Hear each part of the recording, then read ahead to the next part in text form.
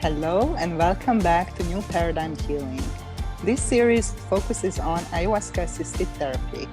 Our intention is to educate, inform, and support the conscious and responsible use of ayahuasca in the Western context.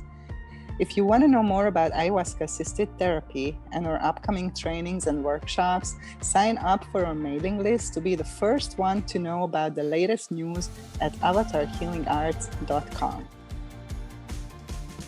Welcome to all of the audience, all of our listeners. This is Nina with Ayahuasca Assisted Therapy, and I'm super excited today to have a guest, Carlos Tanner, who is the founder of the Ayahuasca Foundation. And I don't know him yet, so this is like our first time of having a conversation as well. But we met through a Clubhouse, like I heard him talk in a room that we were together, and I really resonated with his energy and the message that he was bringing through. So I'm just excited to share this space, and especially because I think it's so important that healers who are working with the integration process have contacts with centers and retreat centers, and we all kind of, cooperating and helping each other and serving people together. So I'm very excited. Thank you, Tanner. Thank you, Carlos, for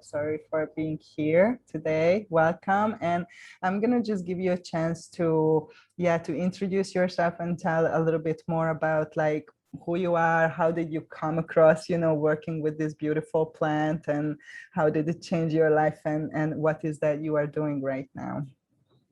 All right. I'll try to keep that short. Thanks so much for having me on the show. It's a pleasure to be a guest on this and to get a chance to talk with you, as well as to talk about my own thoughts and ideas. My name is Carlos Tanner. I was born in the United States, and how I found the medicine. My first introduction to the idea of ayahuasca was through Michael Harner's book, The Way of the Shaman. Unfortunately, he took that chapter out of recent publishings, but in the early publications, it did start with a chapter about his introduction to shamanism, which was through ayahuasca. And that's really how I learned about it. Then I read at the same time, which would have been my teenage years, Carlos Castaneda, and got interested in that, and that would then lead to reading the book Food of the Gods, and then getting into Terence McKenna. And so all of those pieces were very important, I guess, influences for me that rose my curiosity about ayahuasca. And then I had the chance to try ayahuasca in Massachusetts, where I'm from, with someone who claimed to be from the Santo Daime Church. I really hope that he wasn't from the Santo Daime Church, to be totally honest, because it was totally unorganized and pretty pathetic in a way, but it was ayahuasca. At that point, I kind of came to a realization that I probably already knew that this wasn't the way I wanted to experience it. And so I would make a vow, I guess, that I wanted one day to go to the Amazon rainforest. And along the way in my life, I got a career and started adulthood, I guess you could say, graduated from college and got a job that I thought I would have for the rest of my life, because that's what we're conditioned to think that a career means. And then I became quite miserable. My career, I felt, was really stifling, but the conditioning was so strong that I felt that it was just a part of what it meant to be an adult. You just give up on your connection to nature and mystery, and you just start, making money and getting stuff. And I wasn't satisfied by that, but I accepted it as my reality. So to cope with the lack of satisfaction, I turned to heavier drugs, painkillers, opiates, and wound up with a pretty severe opiate addiction. And so I was, using heroin sometimes before work, on my way to work, and certainly after. And it was kind of causing a downward spiral. It was definitely causing a very downward spiral in my life that culminated in me waking up in my car underwater because I had blacked out behind the wheel driving home from a bar. where I had been taking drugs and drinking, and I drove my car into a river. I luckily was able to swim to shore, save my life, and watch my car like sink completely underwater, having no idea how I got there. And at that point, I had hit rock bottom, and I made a real declaration to myself and to the universe that I would do something drastic to change the course of my life and to really save it. I knew that I was using opiates, at least on some level of my consciousness, to numb the feeling or awareness that I wasn't following my path anymore. And so part of that declaration was really to like get back onto the path that I felt was really meant for me in this life. A couple of days later, I got a random email from someone who was in Iquitos, Peru, an old friend I hadn't spoken to in a long time. She happened to be traveling through Iquitos right at that time and had found two guys from Russia that said they were working with a real shaman. She remembered when I had told her about my ayahuasca experience and how I wanted to go to the Amazon one day to drink ayahuasca with a real shaman. And so she thought to write to me. The timing was such that I didn't see it as a coincidence. I really saw it as the response of the universe to my declaration that I wanted to make a drastic change and get back onto the true path of my life. So when I accepted her offer and bought my plane tickets and flew down to the Amazon rainforest, it wasn't to try ayahuasca. It was really to fulfill my destiny. I knew that it was going to be a radical transformation in my life that would bring me back in alignment with my path and my calling as a human being in this life. So that was an important setup.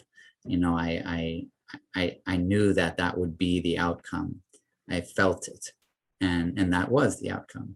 I did make a massive transformation where I found the roots of traumas that were at the true cause of my addiction, as well as a lot of other problems in my life, probably all of them, and was able to resolve that trauma in the most remarkable and amazing way, as well as to understand and treat physical problems that I'd been dealing with for years that doctors couldn't diagnose. And it was all just so absolutely fascinating. And in the third ceremony, the curandero Don Juan told me it was my path to be a healer, and he invited me to be his apprentice.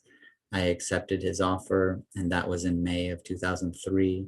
In 2004, January 4th, I flew back to Iquitos, Peru, having wrapped up all the loose ends of my life in the United States, and said goodbye and started a whole new life as a curandero's apprentice in the Amazon rainforest. I moved in with Don Juan and his family, and I lived with him for 4 years. At the end of that, I came up with the concept for the Ayahuasca Foundation, and in 2009 started this nonprofit organization based out of Iquitos, Peru. Started working with a Shipibo curandero named Don Enrique. Eventually his wife as well and his two brothers all joined together on our team. And to this day, I still work with that family, the Lopez family, and we work within the Lopez Mahua tradition, offering educational courses like the one that your guest Dean did and how I met him, and also healing retreats. And more recently, in 2017, we opened the Riospo Research and Retreat Center, where we started hosting research funded by the British Medical Research Council. And that research was recently published in the journal Frontiers in Psychiatry that showed some really jaw-dropping results, especially with regard to epigenetics. It was the first ever epigenetic study on a psychedelic, and it showed that there was a permanent change to genetic expression as a result of doing an ayahuasca retreat, specifically with a genetic marker associated with depression. So that suggests that there could be a cure for depression through the use of ayahuasca plant medicine traditions, and we're going to be exploring that further in our stage 2 study that's currently underway.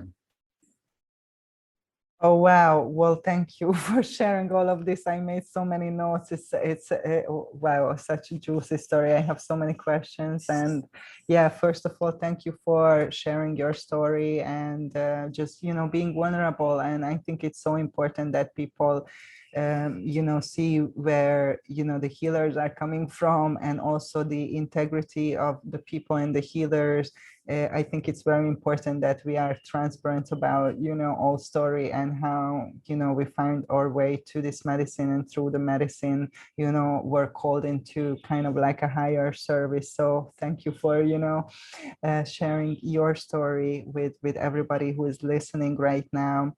And well, I would like to start with, just referring to some of the points that you made, this this kind of existential anxiety or disease that a lot of people experience, especially who end up working with this medicine or any kind of other transformational tool, of this kind of inner division within us, that the conditioning that you were talking about, that tells us what we should do and how we should live. And then there is that kind of inner voice or true voice or higher self, or whatever people want to call it, that is, calling you to the direction, to your dreams and destiny. And I think that this is something I just wanted to point out, because I believe a lot of people can connect to this, especially now at this time, in the planet, all around the world, that, that this feeling of dis-ease, in a way of not being at ease with how our life is and what we are doing, and knowing somehow deep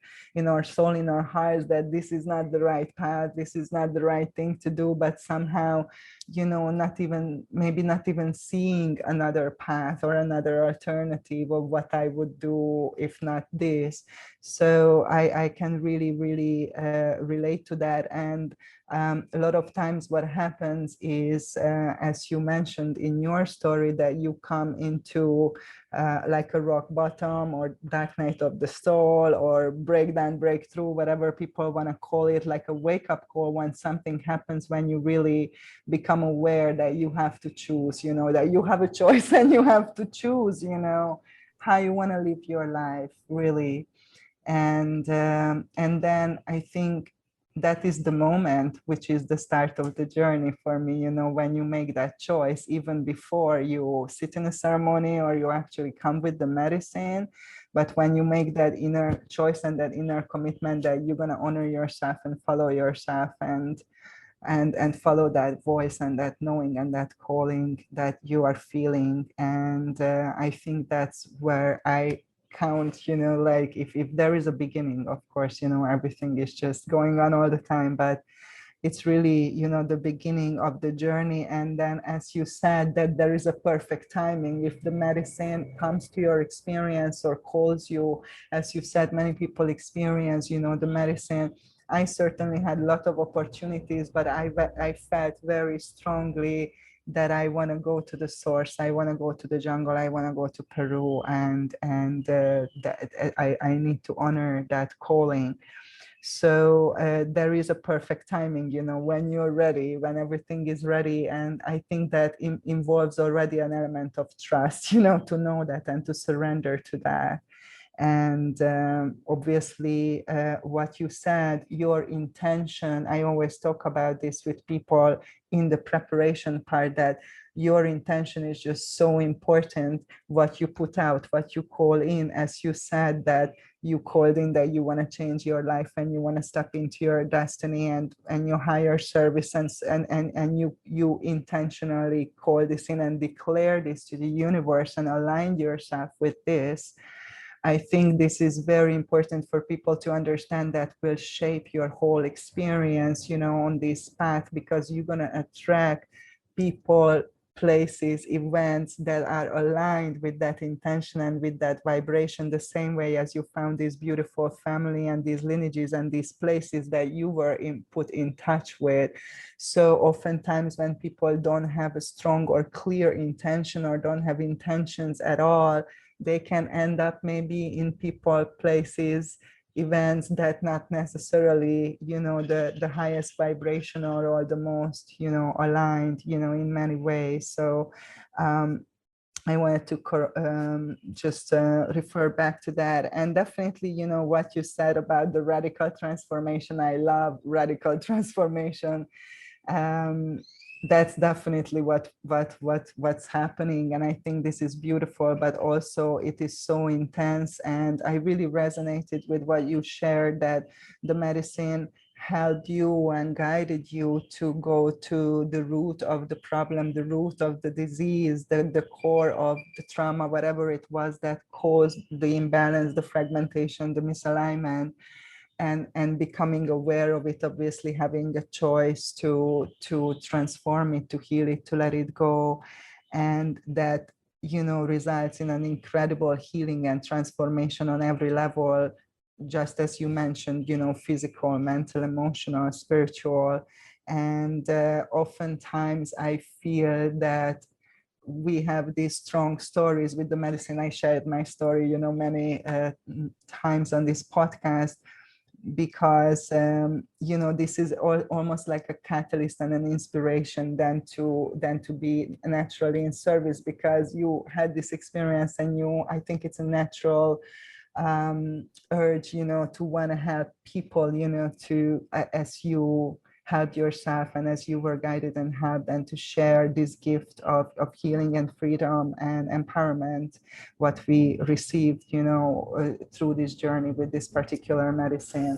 And I also love, you know, thank you for your work and for your service with the foundation, and laying, you know, grounds of certain structures that we need to create in the West, because we don't have this, because we don't have understanding or culture or history with this particular plant. So I think it's so important what you do to create these bridges, you know, between the two cultures and the two worlds, like a two worlds of like, you know, worldview or understanding, and to help people to merge it, not to choose or to judge or to think that it's better or worse, but to really synthesize and integrate, you know.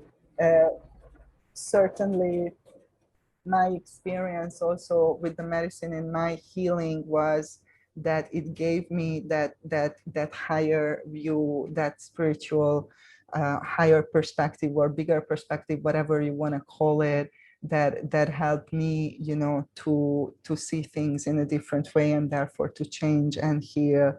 And you know, this is certainly one of the gifts that people can find, you know, if they work with this medicine. So my question is, I would like to ask first about the healing retreat. So what is the kind of format, that what kind of clients you are working with, or you is there any kind of requirement? What is the format you do? Tell me a little bit more about it. How can people reach you? What are, you know, what is the preparation, you know, that you are including in this? Mhm. Yeah, we offer retreats that range from 10-day retreat, 18-day retreat, 4-week empowerment course, and 8-week initiation course. So I do call the first 2 retreats and the second 2 courses, to distinguish that there are a lot more educational elements in the latter and much more focus on the treatment in the former. So the first 2 programs, the 10-day retreat, which is the retreat that we have starting in about 2 weeks. It's the shortest retreat. It includes 5 ayahuasca ceremonies led by the curandero Don Rono Lopez, who's Shipibo. And so we follow the Shipibo plant medicine treatment. The rundown, I guess, for the 10-day and the 18-day would be an expanded version of that with a couple more treatments included that aren't on the 10-day. But the 10-day retreat would start by getting to the center, getting settled in, and then having a first ceremony that night that we refer to as our diagnostic ceremony, in the tradition with the Shipibo, or at the very least with the Lopez family tradition. If you were to go to receive treatment, just like going to see your doctor, there would need to be tests done. There would need to be, you know, an analysis to figure out what the proper diagnosis was that would lead to the proper prognosis or treatment plan. So that's what the first ceremony is, and we do that right away on the first night. The next day starts the treatment, and there's a general treatment plan that everyone is encouraged to follow. But then there were personalized treatments on top of that. So our treatment plan starts with a digestive cleanse using a purgative called Sangre de Grado, which is like it's kind of like a gritty hand cleanser that mechanics might use or something, but you're going to use it, or the participants use it for their cleansing of their stomach, which allows them to absorb their food better, to absorb nutrients better, and also to help to treat certain nicks and cuts that might be in stomach lining, ulcers, acid reflux, things of that nature, to essentially start a reset on the gut biome, so that it can be rebuilt and create a new baseline that is neither, acidic or too alkaline, but just like right what the body wants it to be. And so all throughout the 10-day diet, a very, very careful diet of food is provided that is non-stimulant, so that it doesn't create any imbalances as this new baseline is set with the gut biome. And that also cleanses the digestive system, and that starts the whole process. Our immune system is founded in our digestive system as well. And so then that day you'd have a personalized treatment to go over what you might need. A consultation to go over what you might need in personal treatment with the curandero. And then you'd start your daily remedies that day, and you take those every day. So there's 3 daily remedies. One that is based on the plant Pinon Colorado, which is a circulation cleanser, or really circulation enhancer. It increases circulation and oxygenation to the cells. And then the second one is an anti-inflammatory based on turmeric. And the third is based on what we call the sensitive plant, but in Shipibo it's called Tantirao, which increases sensitivity. So those are medicines that people take orally, liquids that they drink 3 times a day, every day throughout the retreat. And then vapor baths, they're the first treatment as well, or one of the first treatments. Vapor baths are detoxing. They open up the pores, you sweat out your toxins. You also breathe in the medicinal plants that are boiled along with the water to create the vapor in the vapor baths. And that is the beginning phase of treatment, I guess you could say, which is really the detox, the cleansing phase. That's coinciding with the ceremony. So by the time you get to the second ceremony, and ceremonies are every other day, so there are 5 ceremonies over the 10 days, the 1st, 3rd, 5th, 7th, and 9th days or nights. And when you go to your second ceremony, you've already done, like 9 different treatments, or at least taken doses of at least 5 different treatments. And that contributes greatly to your experience in the ceremonies. There's also a respiratory system cleanse with a plant called Mukura, a central nervous system cleanse with a plant called Chiricsanango, and then smoke baths in the middle of the retreat served as a protection for the detoxing, the cleansing that took place. And then the second half, or the end of the retreat, is with cold water baths, or water that is not boiled, but just soaked with plant medicines. And that is to add positive energy. So you can kind of look at it like you remove negativity, then you protect yourself, and then you add positivity or positive energies. And then, there's throughout the retreat there, we use complementary practices like yoga, meditation, breath work, massage, and counseling. And those are contributed by our facilitation staff, who are also apprentices in the tradition. And that's the like a sum up of our 10-day retreat. Our 18-day retreat goes deeper than that. So we include a second purgative for the digestive system that also cleanses the lower digestive system as well as the blood with a plant called Ohe. And we use a stronger respiratory cleanse in addition to the Mukura later on with a plant called Sachamango. So it just takes the same principles of cleansing and same treatment of the various systems of the body to a deeper level with the 18-day retreat. And then the empowerment course is essentially like a 2-week retreat and a 2-week course combined into one. And the 8-week course is specifically for people that feel a call to the medicine, that feel like it is their path as well, to provide them with the basic principles of ideology and methodology within the Shipibo tradition, so that they have right understanding and right practice as they embark on what is a lifelong journey. Thank you. Thank you for sharing, because I think many people just from the West cannot imagine, what a retail or a retreat entails. And I know that it's very different at different places. So thank you for sharing what is happening at your place. And yeah, I was trained with in the Shipibo lineage as well, with the Shipibos. And anyway, I'm sharing my experience. It is a pretty intense experience. As you described, there is that not just dieting the ayahuasca, but dieting different medicinal plants at the same time, being in a very restricted diet. And also having other types of additional treatments and sessions, between the ceremonies. So thank you for pointing this out to people. Again, as we are talking about specific settings, as not all retreats are like that, but definitely this is a Shipibo style, a deeper, very intense experience. Especially I feel if somebody coming from the West, from a completely different way of healing and medicine, and so on and so forth. So my question would be that, do you screen people in any way? How do you screen people? And do you have any contraindications when you turn somebody away and you say, maybe this is not the best for you right now in this moment? Yeah, to register for one of our retreats, you do have to fill out what I consider to be a pretty lengthy form. We do ask for a lot of health details, mental health details, as well as physical health details. I will say that there are a few red flags, but really not that many. I really don't want to turn anyone away. That being said, I have turned people away. I have, made recommendations. And so when a person registers, I review their registration form. And on a few occasions, I have seen those red flags, which would be specifically schizophrenia or types of psychosis.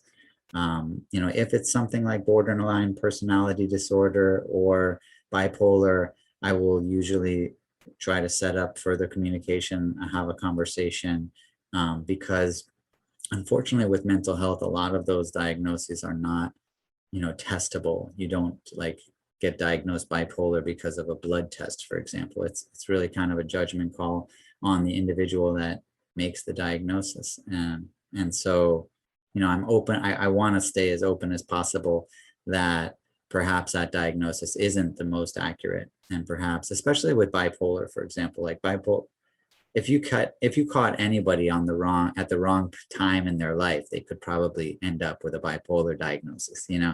I'm sure that if you had found me at the wrong time in my life, I could have ended up with a bipolar diagnosis. We literally are like bipolar. We have two poles. Like that's kind of a scientific fact. So, it's almost like I'd be worried if you weren't bipolar. It's really a spectrum, and like so many, and everything within the mental health field is really on a spectrum. I want to add a couple things that I think tied in, if it's okay, with what you were saying originally, and then what I was talking about secondarily. I described what happens when you get to Peru, and that's certainly the retreat. That's the most common perception, is that is the retreat. But to me, the retreat, like on that spectrum idea, spreads farther out in a timeline that really starts with the registration. Because at the moment of registration is the commitment. There is a decision that sets in motion an entire chain of events that are physiological, emotional, mental, and spiritual within your own personal life. And it's very, very common to hear that once a person registers for a retreat, a lot of shit starts coming up for them, before there's any travel plans or any, before any concept of arriving at the Amazon rainforest comes into play. And so that really is the beginning of the retreat. And so I offer counseling sessions before participants arrive to Peru to help guide that part of the retreat. And I really specifically shape the timeline that way. So I actually suggest to them hey, let's choose this date as the retreat date. And let's say this is part one of the retreat. And part 2 of the retreat, it will actually take place in Peru. And then part 3 of the retreat will be when you return home. And let's change the timeline so that we look at this healing process accurately, which is that there's a true preparation and there's a true healing process that is at work in that pre-Peru part of the retreat. And then the participation part of the retreat is the part that you're actually in Peru, ingesting the plant medicines, working directly with the Shipibo plant medicine tradition and the curanderos themselves. And then there's that super important integration section of the retreat. And so to think that like it's not starting yet just because you haven't gotten on a plane or haven't arrived at the center, I think would be inaccurate and detrimental, or at least would you'd miss out on potential benefit to think about it that way. And then also to think that it's over when you leave the retreat center or get on the plane and get back home, I think would also cause you to miss out on some really important benefit that would come from the continuation and the integration process. That's really a necessary step to solidify that transformative experience into your lifestyle and the influences that would continue your decision-making processes as you move forward. So I just wanted to point that out. And I think that alludes to when you were talking about the journey and when it starts. I totally understand. Like I would say that my journey started when I went to Peru. But I also know, and I even spoke about like, well, I found that book, Way of the Shaman. Why did I want to read Way of the Shaman? Why did I want to read the Castaneda books? Why did I love Terence McKenna so much? A lot of other people didn't. Like I know a lot of people that weren't interested in that. And so clearly, like my journey started, like you kind of said, like there was no real beginning to it. And in a way, I kind of think that those are great connections to think about, like, yeah, I had my Peru retreat, like I had my trip to Peru where I say that my journey began or my transformation took place. But in reality, I had set in motion an entire series of chain events that were all connected, including my heroin addiction and including my life spiraling out and including my decision to have a career and the conditioning that I thought I was listening to but struggling with. Like all of that were all key components. Had I not woken up in my car underwater as a result of being so spiraled out of control in my drug addiction, I don't think I would have ended up in the Peruvian Amazon. So like, thanks so much to my heroin addiction, I found myself following a path that is so truly fulfilling for me.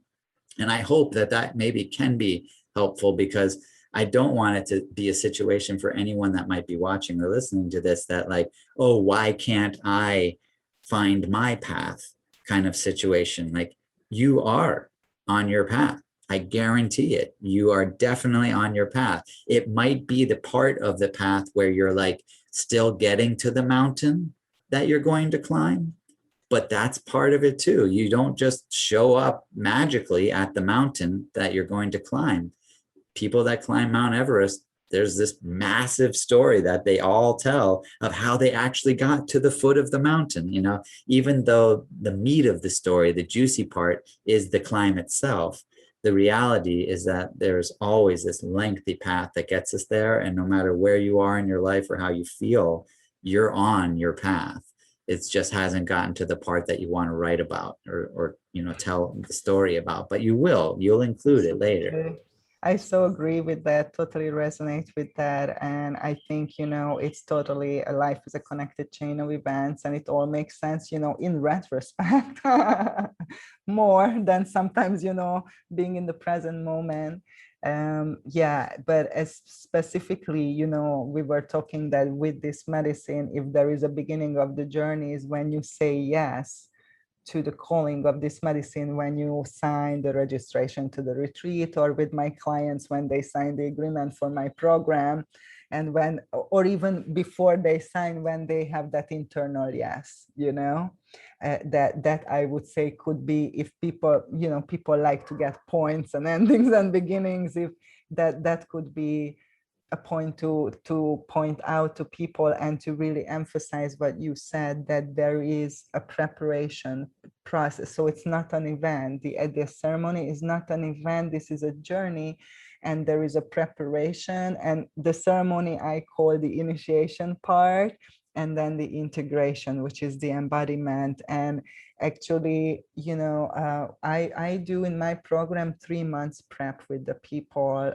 because exactly, what you're saying, because once you say yes, there is a pre-purge that's happening, so the pre-sessions that I have with people have them to move through those fears and things that are arising, help it creates a space to educate themselves of the journey in general, to explain to them that things will get worse before they get better, so on and so forth. So when they are in the intensity, there is more relaxation and surrender. So I do quite a bit of work, then also helping people to clarify their intention.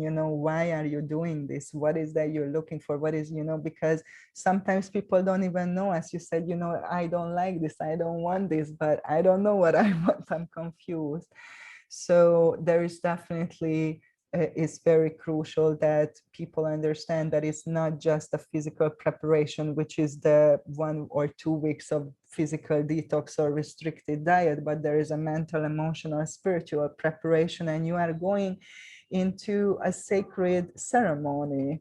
So I always tell to people, you wanna present yourself, in a way, in your best way, that you cannot just coming from the street without, any thought about it. But it's really, it's also honoring yourself, honoring your journey, honoring your experience, that you are committed and you take this seriously. And also you understand that it's not an event that, and it's not a magic pill that suddenly will change everything. And in the integration, as you said, that's where I feel a lot, or maybe I can say I feel the most of the healing happens there, because even though we are able to shift things instantaneously, in energetic realms, it still takes place physically in the material, physical world to go through a healing. And I feel that if I would have released, all the pain and the trauma that I went through processing in my integration all at once, one event, probably I would have gone crazy. You know what I mean? Probably I would have not been able to handle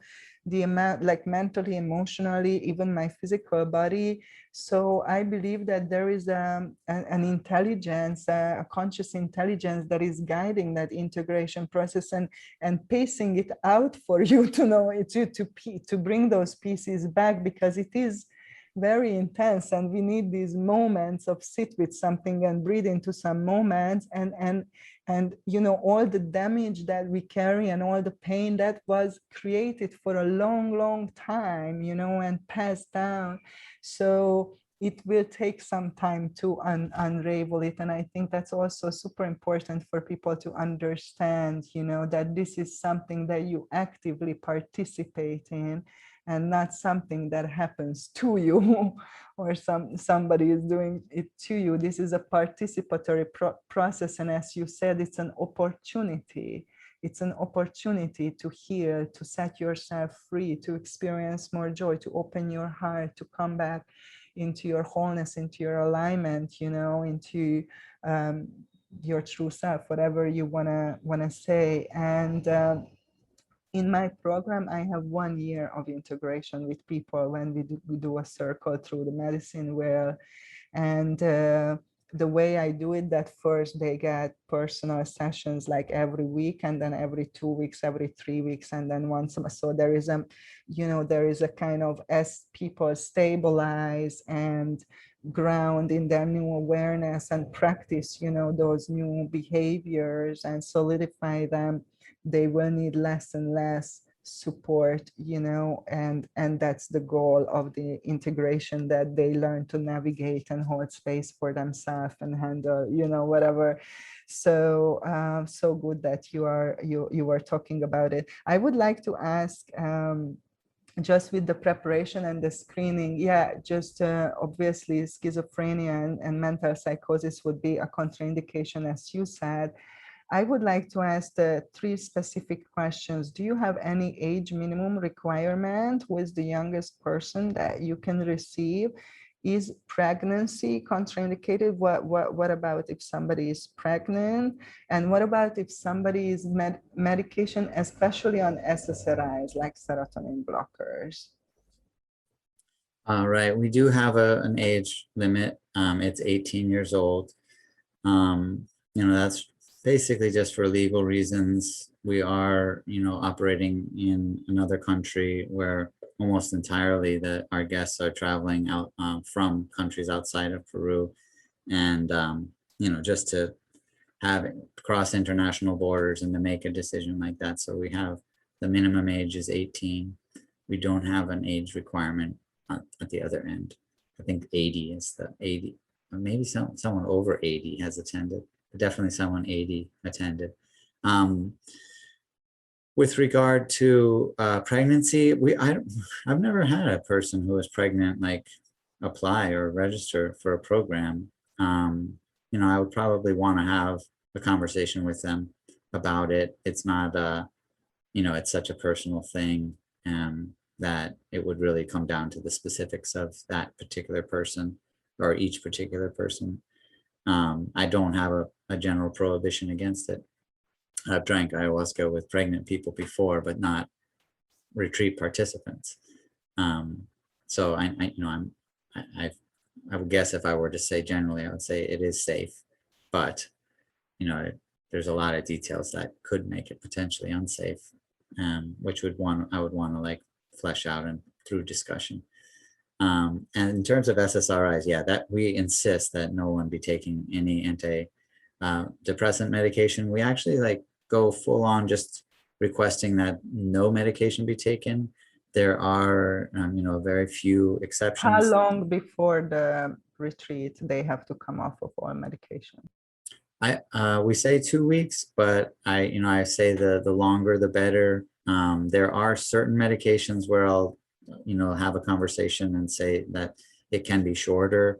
I've done a lot of research into pharmaceutical medications as a result of that. So I get to know like a lot of medications, even with the antidepressant medications, there is like a wide variety of antidepressant medications, some of which, so with antidepressant medication, we do say 4 weeks. But there are some that I know you could take up to 2 weeks.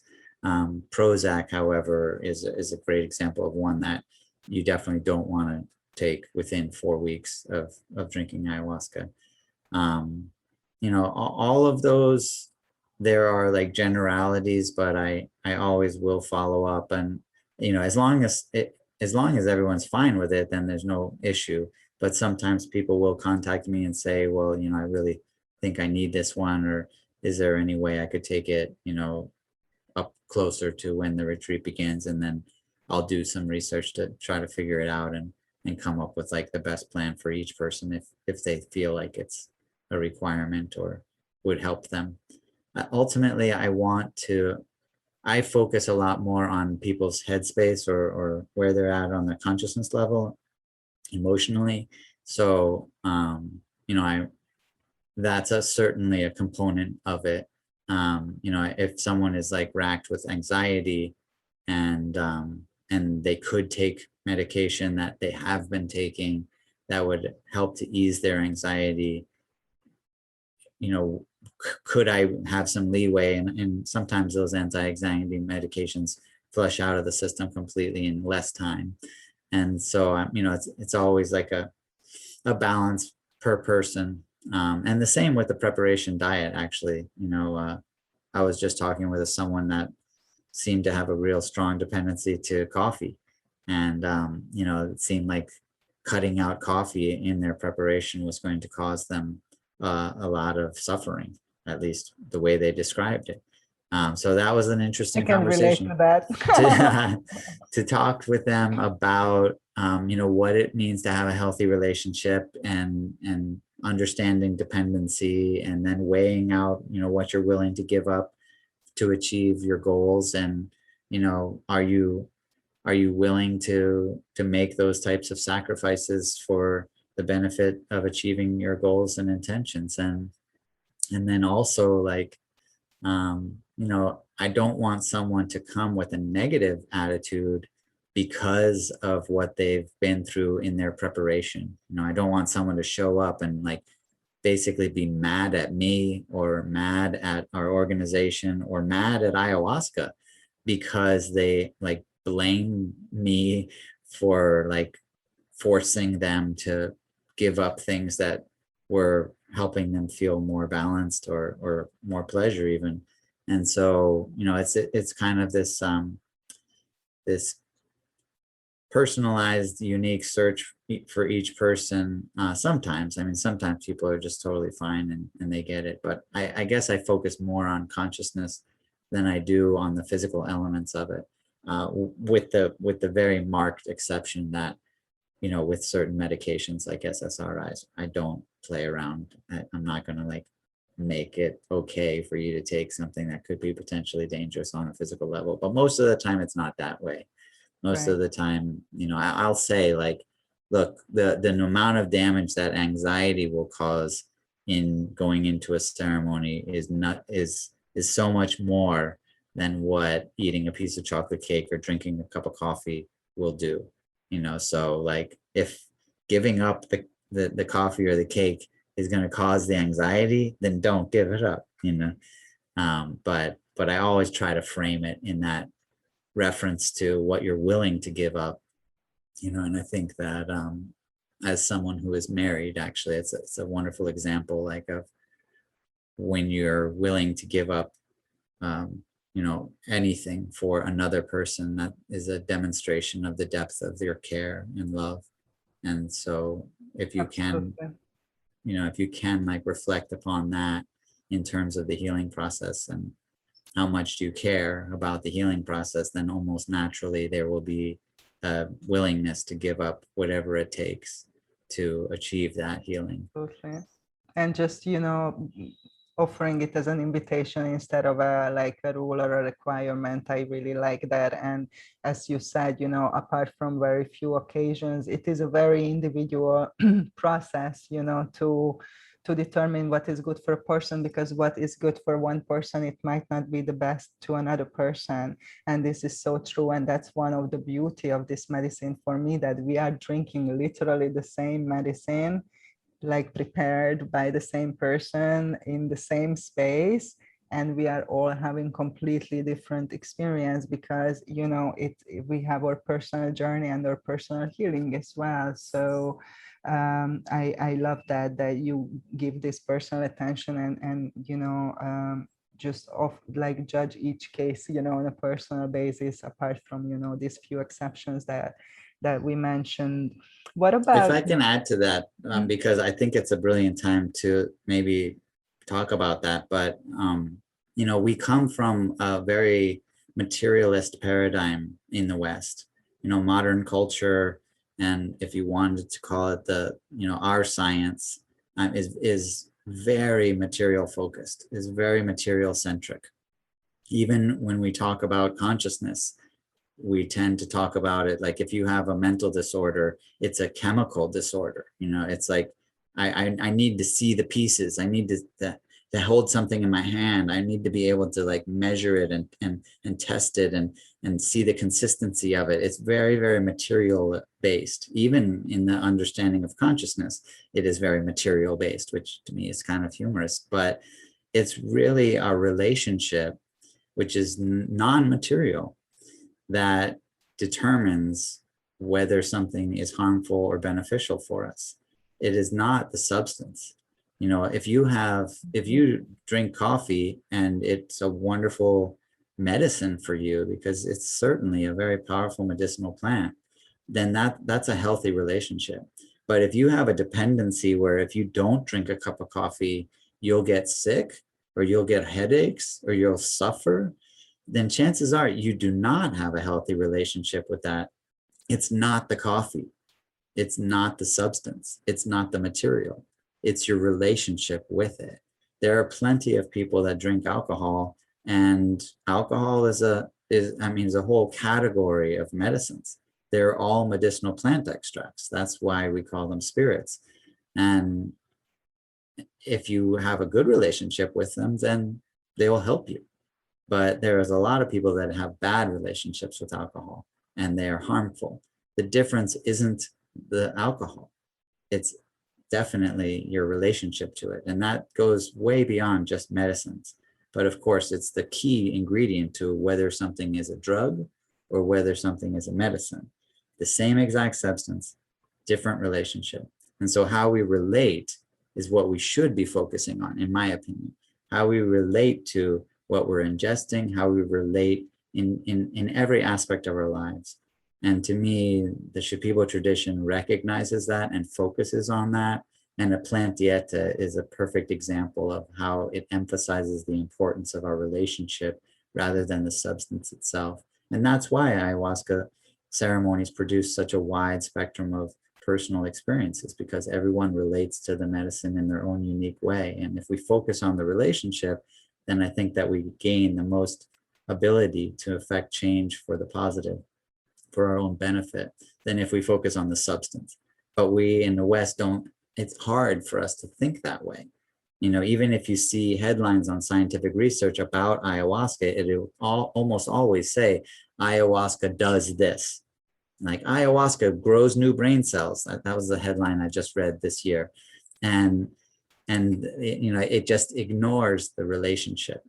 Yeah, I totally agree with what you're saying. I so resonate with it. But I think, that is the problem, in the West, that we have this disconnection from our spiritual nature and the spiritual aspect of reality, and even people who might be religious, they not necessarily getting this aspect, what I'm saying? So obviously, this for me is like, as you said, relating, but so within, so without, so really is about our relationship to ourselves first and foremost. That's what I learned through the medicine, and how was that mirrored in addictions or whatever, what I like, that is mirroring my relationship with myself. And what the medicine helped me to understand and to do is that healing that primary relationship to myself, and really becoming aware how badly I treated myself, inside of me. And that was this war within me. And to come back, to love and compassion, and to integrate myself and repair my primary relationship with myself and all aspects of myself. And then, that what created the difference in my life, that internal process, and that happened in the integration, that embodiment, even though I had understandings and insights, obviously, and experience through my journeys in the ceremonies, but it took time, to actually put that into practice, and to stop the self-sabotage and the self-sacrifice, and to empty and let go of those things that I was carrying and I was not even aware of it, and that I was holding. So how do you support people, once they leave the retreat, and how do you stay in touch with them? Do you connect with them, somebody? Are there people who are returning to you on a regular basis? What is your experience about, what we talked about, the after, what happened? Sure. We don't have that many return participants. Maybe I would say less than 5% of participants return. There are some. That's a compliment, because I think, you don't, if you healed, you don't need more medicine in a way, that's kind of like a compliment in a way. I see that I really received through the medicine that you are the healer and love is the medicine. And, everything is just helping us to remember that. So thank you. Yeah, I mean, our goal really is to provide a transformative experience that won't require a return, which also kind of goes against the modern medical paradigm, which really looks at a patient as a customer. But In terms of aftercare, I also set up a counseling session that's included in the price of our retreats as an integration counseling session. And then I'm an integration counselor. So, anytime that someone wants to set up a session with me, I'm available. But we now have kind of a network of counselors. And like you spoke with Dean, who worked for the Ayahuasca Foundation for 9 years. He is available. Some of our other facilitators that worked with us for a number of years have their own counseling services or their own practices that they offer. And so we have those as references. I might not be the best fit for someone, but they might find some really great results working with someone else from our organization. We do keep our references in the organization, or at least people that I know and work with personally. I feel that's beneficial because if someone comes out of a retreat from our organization and they speak to someone that was a facilitator in our organization, whatever their story is, the facilitator knows like exactly what they're talking about, because they know what dieta they did. They've done that dieta too. Like they know what treatment they did. They've done those treatments too. They've administered those treatments. So they really know the specifics of the retreat. Whereas if they were to go to maybe an integration counselor that isn't specifically familiar with how we operate in our tradition, then there would probably be some level of explanation, which might lend itself to a loss of understanding completely about what the person is referring to. So we do have like a network of integration counseling and practicing, as well as like a really wonderful community. We've had, over 1,500 people visit our center and over 600 people do our courses. So there are communities all over the world of ceremonies, healing, treatments, and counseling that services that can be attained or connected wherever a person may be after doing a retreat. So that's something that has developed like in a really wonderful way. That's awesome. Thank you for sharing. I agree, that the best is if you can offer integration support as well, because obviously, specific to the experience and to the place and so on and so forth. But I would like to share this, and I would like to hear your take on this, that I receive quite a bit of people who come to me after they've been through a retreat or something, and they come across with my book or my content or podcast or whatever, and they realize that they need integration because they don't feel good, but they never even heard about it. You know what I mean? Like, you are educating people about this part, but unfortunately there is a lot of retreats and centers who are just don't even talk about what happens. It's like, okay, goodbye, go home, thank you for your participation, good luck with everything.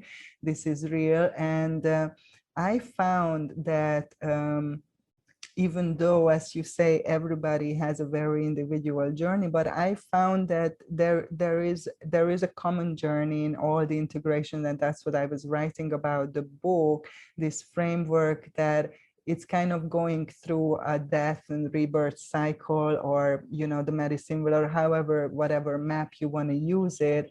I feel that people go through that experience in their own way, but there are these kind of milestones of you going into the dark night of the soul. There is trauma, there's this that's coming up, you integrating, that there are several kind of milestones that I observed that everybody went through it who was consciously doing this integration process. What is your take on this?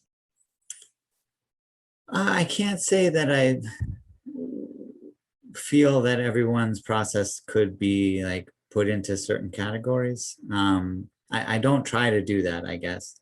So I'm not trying to identify like what you might have just called milestones. I really just kind of listen to what they're talking about. I would say that I focus entirely on consciousness. I mean, honestly, I'm a monistic idealist in the sense that I don't believe anything exists other than consciousness.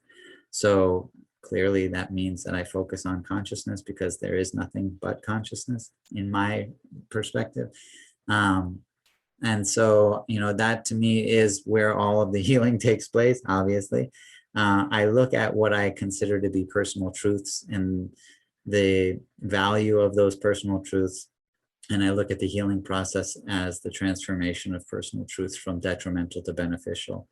And so my integration counseling focuses a lot on the continuation of that transformation. Also, like, it's a lot of memory exercises where I encourage like the fractalization or the expansion of those beneficial memories of personal truths, and that so that they increase their influence on our responses and interpretations to future experiences. And I guess that would be really like what I would sum up in my view of the integration process, is really like increasing the number of memories that serve as influences to my responses and interpretations of future experiences. That's the first time I've said that. That was really a super summed up way of saying it. In terms of the healing itself, I would say that very similar thing. I would say that the healing itself is a transformation of detrimental truths into beneficial truths, and that it is achieved through an expansion of awareness, more specifically through the amplification of sensory perceptive ability that comes from the plant medicine tradition itself as a consciousness enhancement mechanism to surround and nurture the substance that also contributes to that sensory amplification. And that's how I view like what psychedelic therapy is, or more specifically what ayahuasca assisted therapy is. Thank you. Thank you for sharing your perspective. I have another question. I'm taking advantage that I'm talking to you here right now. So I want to mention what is really coming up in the medicine circles now. And this is, that some of the space holders and shamans and healers and retreat leaders, the whole topic with the sexual abuse of women in these spaces, in these medicinal spaces. So I would like to ask you, does this affect your place, that this is going on now in these circles? Like, do you have anything to say about it? And how do you create a safe place for people, from this perspective? Well, unfortunately, it's been going on forever. And it's not just because of the industry of ayahuasca tourism.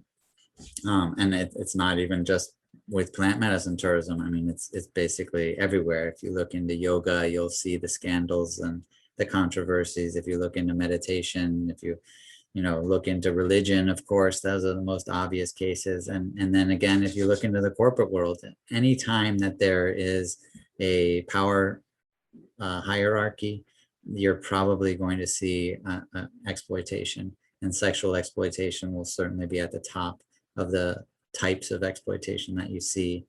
A lot of it to me is being addressed, and I think it's being addressed really well, about educating participants. First of all, I think that there's a triple challenge when you're talking about the ayahuasca industry or the ayahuasca tourism industry, because one, just there's a cross culture.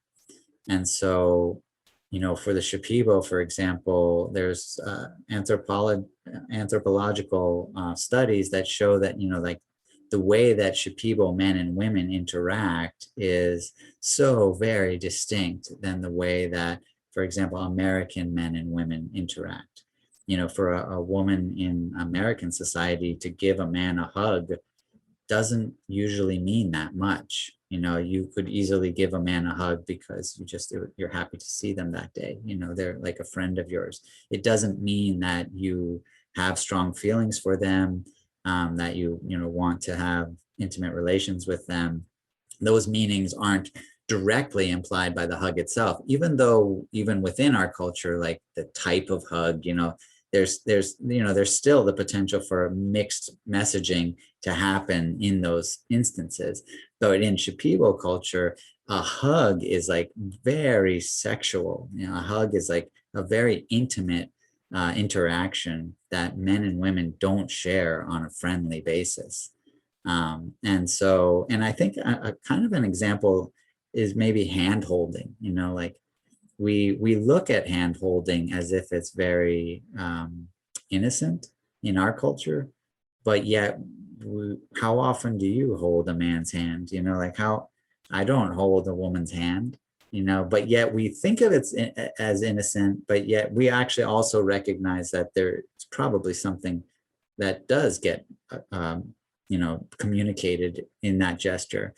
And so that element of the cross culture, and then that is like opening up a giant can of worms, really, because whose culture is right, like whose culture should we follow? And am I, as a white person from America, gonna go down to a different country and tell some people of a different race and a different culture how they should have their culture? Like I don't think so. So that element is like makes things very complex. Then the second element is that spiritual element, where like we're a materialist paradigm. We're the modern world is very material, so we don't understand consciousness, and we definitely don't understand spirit, because those are non-material realms, and we really focus so much of our attention, if not all, on the physical realms, the material realms, even to the point, like I mentioned, like where consciousness is a collection of chemical experiences. Like we want to look, we treat mental illness with chemicals, and not successfully. So when we do come into contact with spirituality, or more so with a spiritual person, then we really don't know what that means. It's so mysterious to us that there's this idea that we just make all these assumptions, like, oh, if I have decided in my mind that you're a spiritual person, that goes along with you're a moral person according to my morals. You're an ethical person according to my ethics. There's a set of behaviors that you will follow according to how I dictate that set of behaviors. There are all these kind of like assumptions that we just imply, and then oftentimes impose with great trust that that is the way that it is. And unfortunately, that creates what could be a potentially dangerous vulnerability. Now we're saying, well, that person would never do that. I've decided already they're a spiritual person, and along with spirituality comes all these things. And then that's like the classic case where you have your religious leader, your priest, your minister, or whatever. You look at them as if they are the epitome of moral ethics and code, even within our culture, where there's an agreement about what those ethics and morals are. And then they misbehave, they act outside of that, and you have this kind of willingness or whatever it is, but you like go along with it, and then only later do you realize, fuck, that was totally messed up, and so there's better education, I would say, happening now through a lot of communications, just like you and I talking, but there's literature about it, and there's a lot more discussion about it. There's websites about it, there's forums. So I would say that there's a lot more education that tries to prevent I'll call it like the guruization of curanderos, and then also just to understand like that, hey, there's what you're comfortable with and what your boundaries are always valid, and always deserving of your own decisions to step up, step back, or do act accordingly. And then there is the consequence for the other people, so then you have like what happens to a curandero should they act in that way. And those are the consequences. I honestly don't think that consequences are the primary reason why a person behaves the way they do or don't.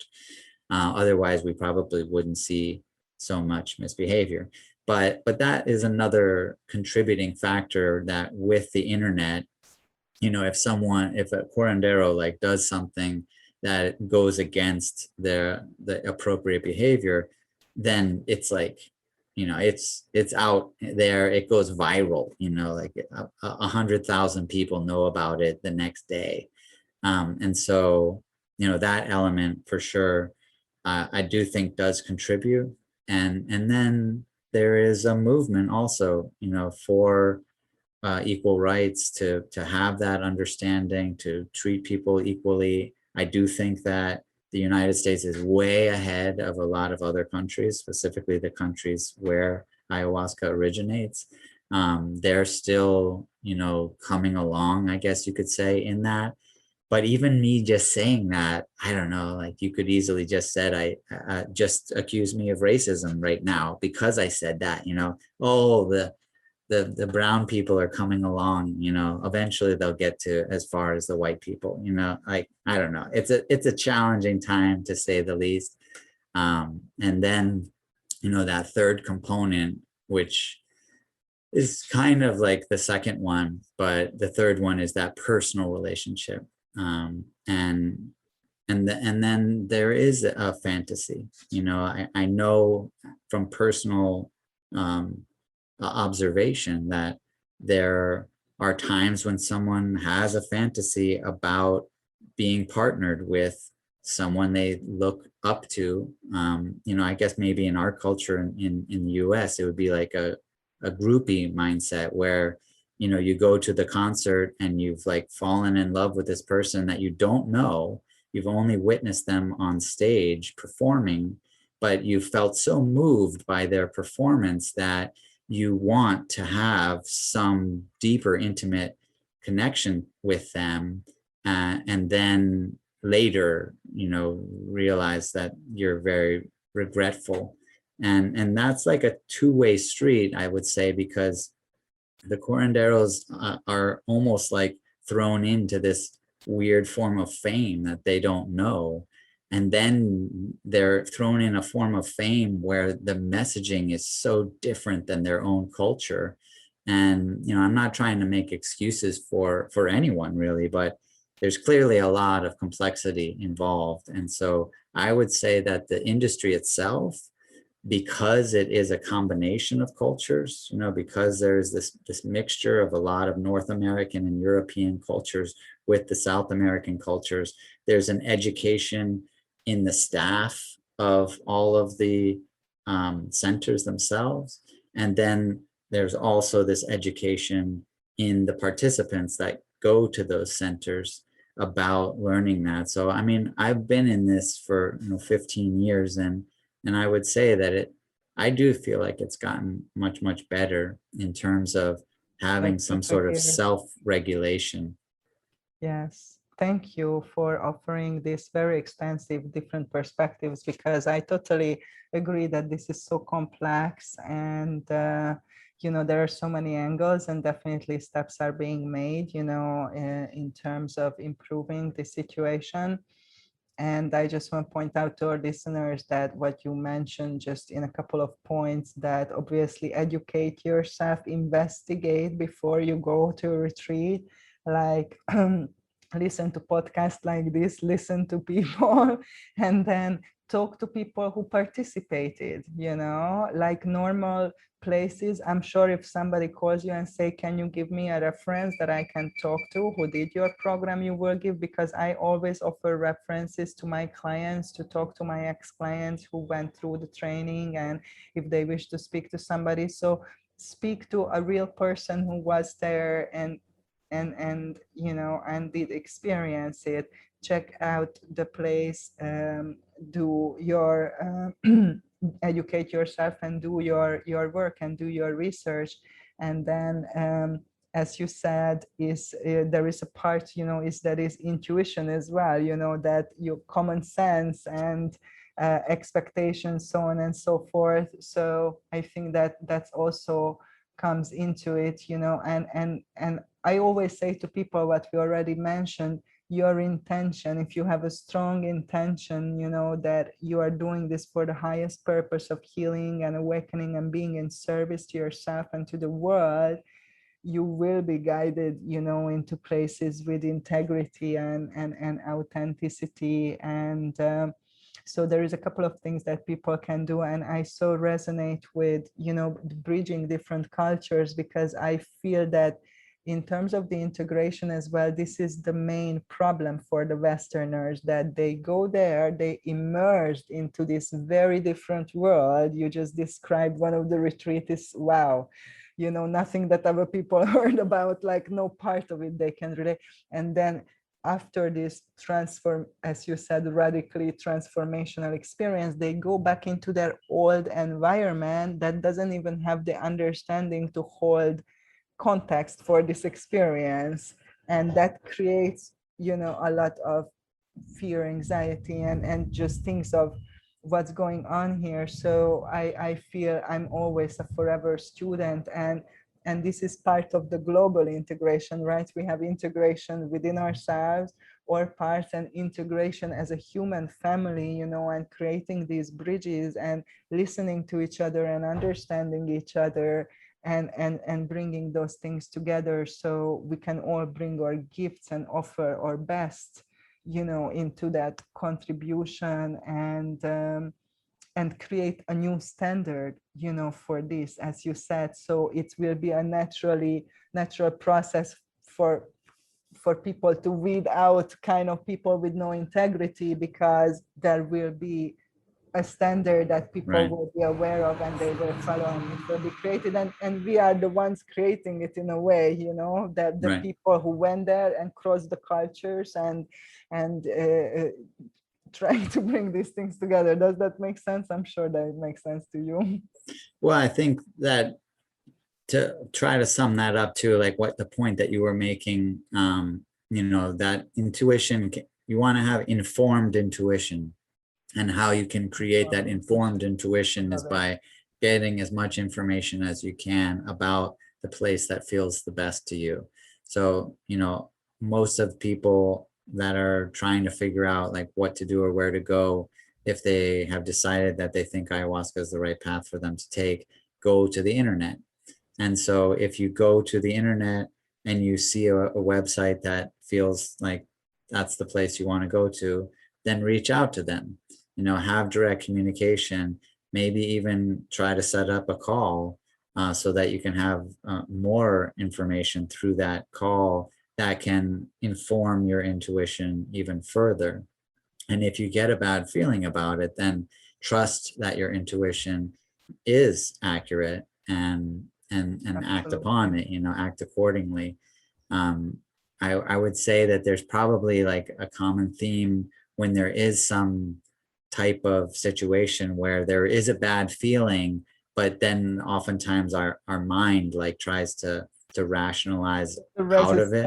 Yeah, like, you know, and I got this bad feeling, but then I thought, you know, and like then I thought, oh no, that doesn't make sense, you know, like where we kind of think ourselves away from our intuition.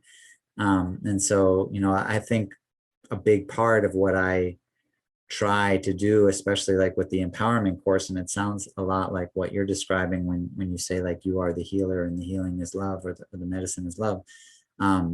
We have a lot more information accessible to us. We have a lot more sense organs in our body than we name typically. You know, we just have the like 5 names of our senses, but we have way more than that. And we kind of group them all in this weird word intuition instead of like specifying them more specifically. But like all of our organs speak to us. They process information, they take in information about what's going on inside of us as well as what's going on outside of us. And it's just that we tend not to listen as well to those, and probably because we don't recognize them as well. It's a strange phenomenon that I bring up a lot, where as human beings, we, one, tend to think that we're not part of nature, which is totally ridiculous. But 2, that we recognize instinct as this kind of marvelous phenomenon in every being but ourselves. Like we don't really acknowledge our own instinct, but yet we can answer the question of how animals know to do certain things with instinct very easily. You know, we acknowledge its existence. We are not in denial of instinct as a concept or a phenomenon that is observable, only if you're talking about our own instinct. And so the revival of instinct, which, to me is the revival of a connection, allowing us to receive and understand messaging from a greater whole, that to me is like a big part of the healing process. And in that sense, like, we are our own healers because we have the ability to revive that instinct. And through that instinct and the trust of our intuition, we can guide ourselves down the path that's meant for us. Absolutely. I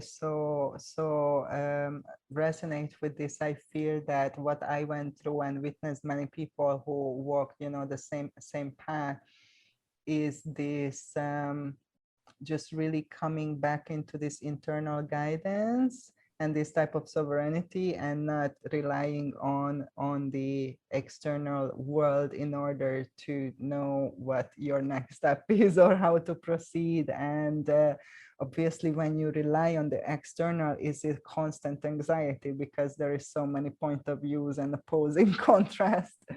And once you tune in and connect to that voice, there is one voice. So it's such a relief.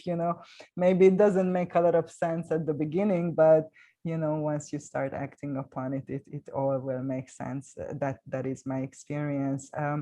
I'm so grateful for this conversation today, and I definitely want to continue. I think we can talk for many hours and go into many areas and on this topic. And yeah, I just appreciate that we made this connection and we're sharing this conversation with the world and with our audience.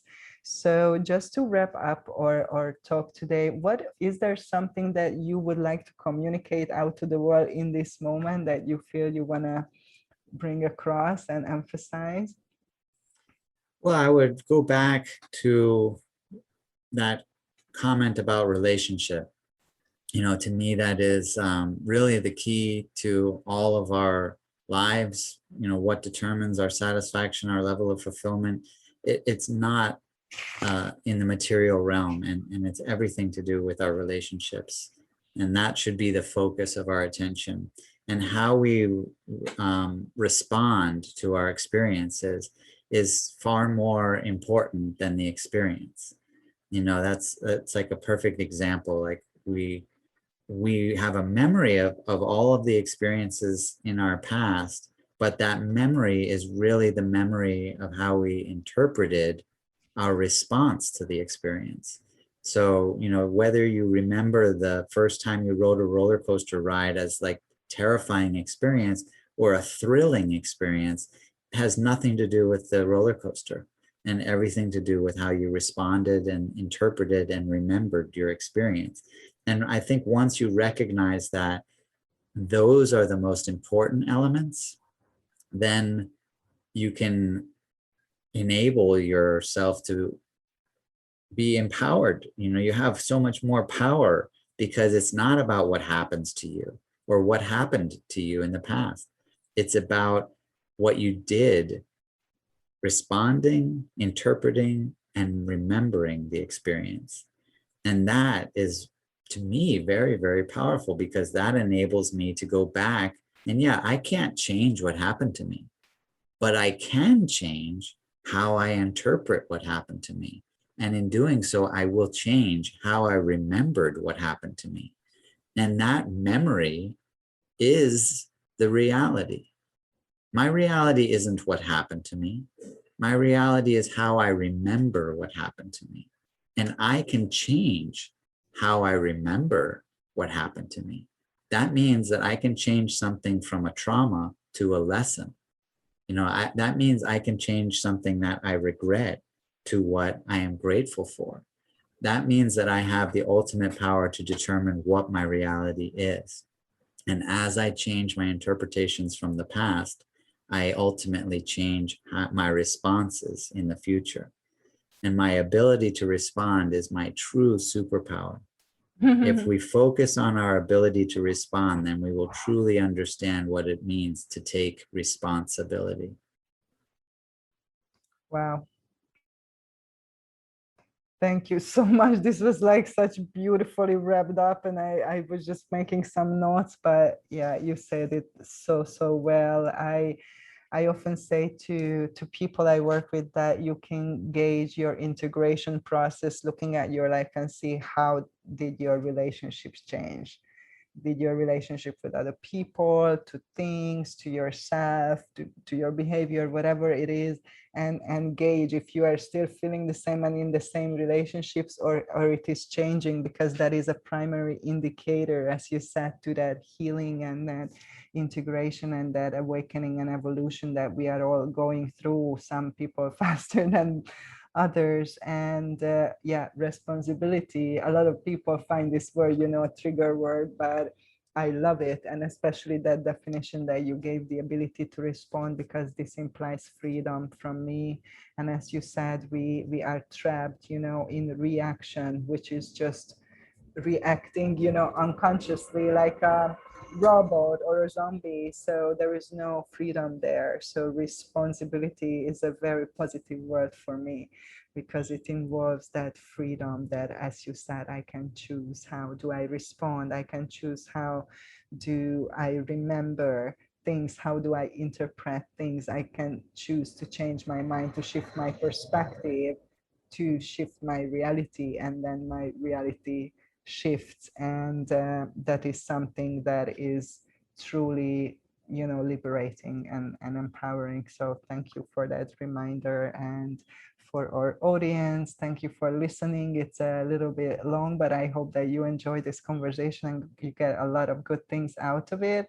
And yeah, just remember that you are the healer, love is the medicine. And check out the description where we're going to provide all the links to Carlos's websites and offerings and all the other details. And see you soon. Sending you oceans of love. Thank you. Love you.